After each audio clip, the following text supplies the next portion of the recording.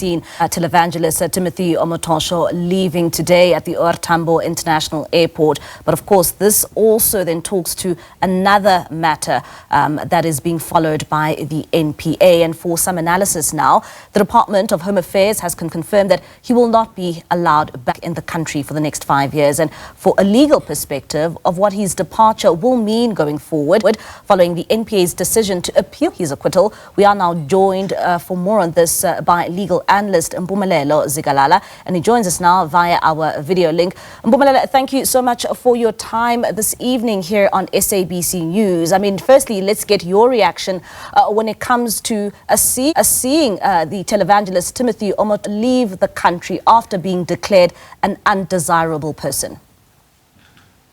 Good evening to you, and also good evening to your viewers. I think it came to a point where Mr. Omotoso himself was saying, I think I'm tired of going to court. I'm tired of being at the center of attention when it comes to litigation matters concerning me. So the best way to do is to go back to my country of birth, and then I'll be able to live the life that I'm able to live in a normal sense. I do not want to cast any aspersions and speculations and say maybe he has seen what Mr. Bushiri is able to do via video link and talk to his congregants, and he has decided that that's the best way of being able to do it without the fear that each time I go into the pulpit, then the police would be at my door to come and arrest me for breaking the Immigration Act.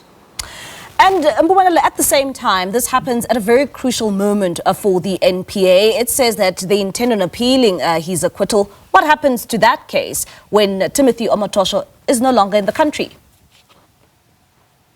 I think that's another reason in which maybe would have prompted him to go back, because once the appeal has been lodged, there are instances in which you then say, let's bring back the matter as if the judgment was never issued. So if you did not release him on bail, then the chances of him being rearrested and forced to stay in jail up until the appeal process is done and dusted would have been greater. So that's certainly one of the risks that he didn't want to take.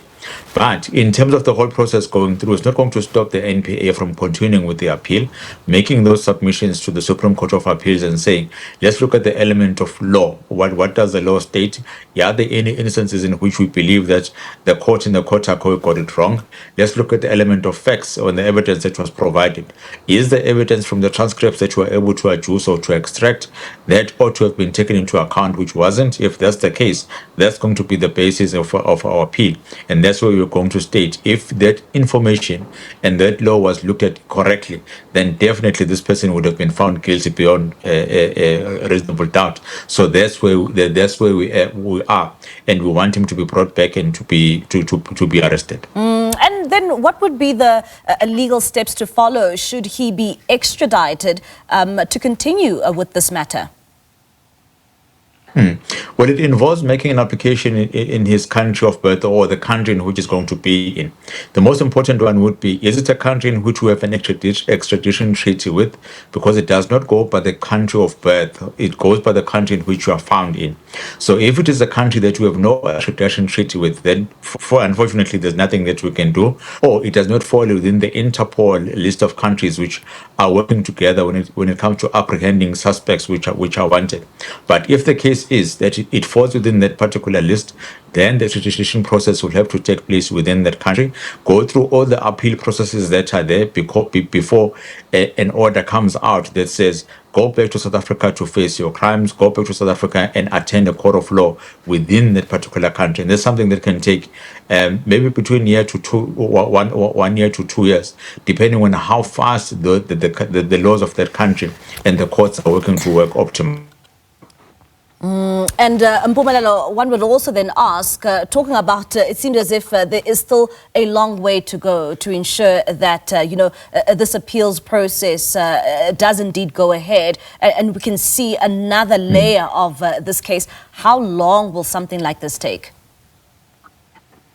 It's going to take a bit of a long time. The extradition case on its own can take from 12 months to 24 months or even longer, depending on the intricacies are going to be there before you come back and deal with the actual appeal.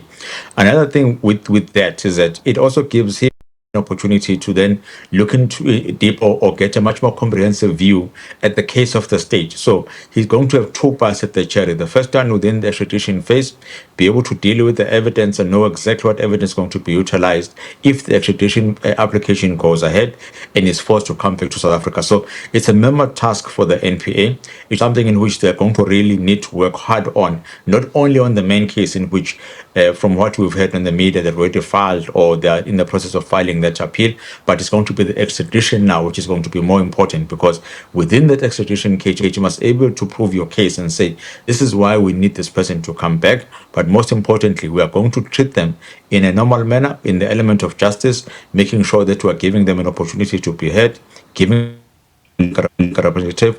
So even if they found guilty, they're not going to be sentenced to a death sentence. They're going to be given a custodial sentence, and even when they get to prison, they're going to be treated in a humane manner. All right, Mpumelelo, thank you so much for your time this evening.